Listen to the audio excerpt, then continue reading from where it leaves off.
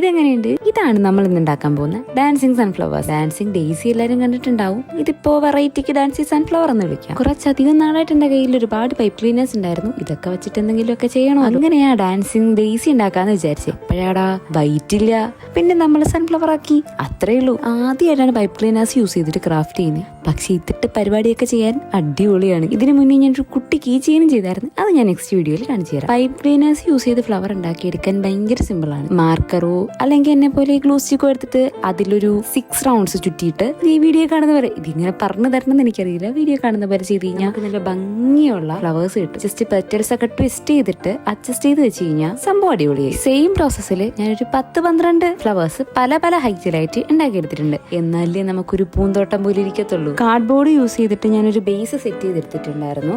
എന്റെ വീഡിയോ കുറച്ച് പേരൊക്കെ കാണാറുണ്ട്.